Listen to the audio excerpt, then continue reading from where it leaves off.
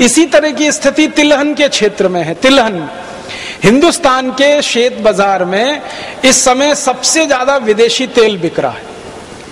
आप सभी जानते हैं कि एक मलेशिया नाम का छोटा सा देश है, उस देश का एक तेल है जिसका नाम है पामोलिन तेल। वो पामोलिन तेल सबसे ज्यादा भारत के बाजार में है, सबसे ज्यादा। 1-2 टन नहीं, लाखों टन में है, करोड़ों टन में है पामोलिन तेल, जो भारत के शेत बाजार में आ गया। अब पामोलिन तेल आके बिकने लगा। अब पामोलिन तेल का भाव भारत में आके पड़ता है 20 से 22 रुपए लीटर, और शेतकरी समाज जो उत्पन्न करके तेल देता है वो है 40 रुपए लीटर। अब भारत का शेतकरी सरसों का तेल करे 40 रुपए लीटर, नारियल का तेल करे 60 रुपए लीटर, तिलहन का तेल पैदा करे 90 रुपए लीटर। तो भारत में 40, 60 और 90 रुपए लीटर के आसपास तेल का भाव है, और विदेशी पाम तेल मिलता है 20 से 22 रुपए लीटर।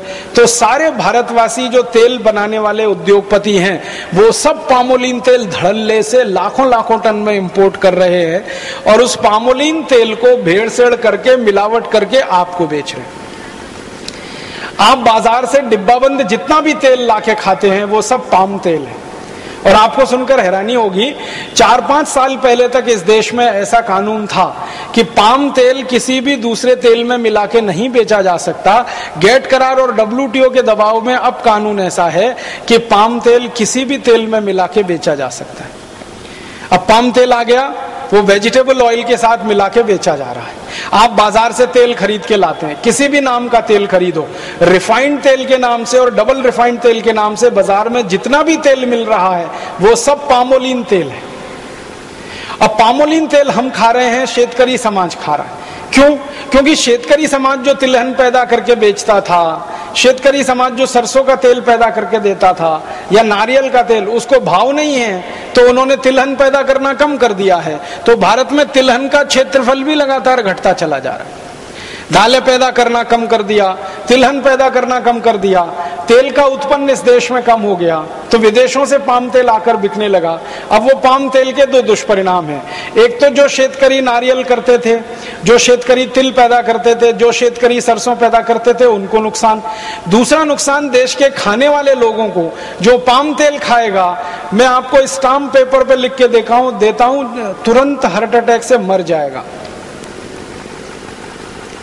क्योंकि पाम तेल के बारे में सारी दुनिया के जो रिसर्च हुए हैं वो ये बताते हैं, और ये डॉक्टर चौधरी के लिए मैं कहता हूं कि पाम तेल में सबसे ज्यादा ट्रांस फैट्स हैं, सबसे ज्यादा। और ट्रांस फैट्स वो फैट्स हैं जो कभी भी बॉडी में डिसॉल्व नहीं होते, किसी भी टेम्परेचर पर डिसॉल्व नहीं होते।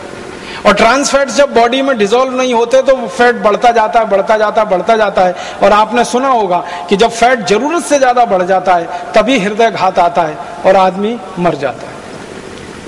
जब फैट जरूरत से ज्यादा बढ़ जाता है तभी ब्रेन हेमरेज होता है और आदमी पैरालिसिस का शिकार हो जाता है। जब ट्रांस फैट्स बहुत बढ़ जाते हैं शरीर में, तभी शरीर में ऐसे भयंकर दुष्परिणाम होते हैं। डायबिटीज बढ़ती है, हाइपरटेंशन बढ़ता है जिसको बीपी आप कहते हैं, हार्ट अटैक आता है, ब्रेन हेमरेज हो जाता है। ऐसे खतरनाक रोग जिनमें शरीर का हमेशा के लिए भयंकर दुष्परिणाम हो जाए या हमारे शरीर का भयंकर नुकसान हो जाए, ऐसे रोग भी सारे के सारे पाम तेल के दुष्परिणाम ही हैं। पाम तेल दुनिया में कोई नहीं खाता भारत को छोड़कर। मलेशिया जिस देश से पाम तेल भारत में आता है WTO करार के बाद, वो मलेशिया खुद पाम तेल नहीं खाता। मलेशिया में पाम तेल का जास्ती से जास्ती उपयोग होता है उद्योग धंधों में, लेकिन वो पाम तेल गेट करार के बाद भारत में भयंकर पैमाने पर बेचा जा रहा है। तेल का बाजार पूरी तरह से अब विदेशियों के कब्जे में चला गया। तो एक तरफ अपना शेतकरी नुकसान पाता है, दूसरी तरफ लोगों को भी तकलीफ आती है।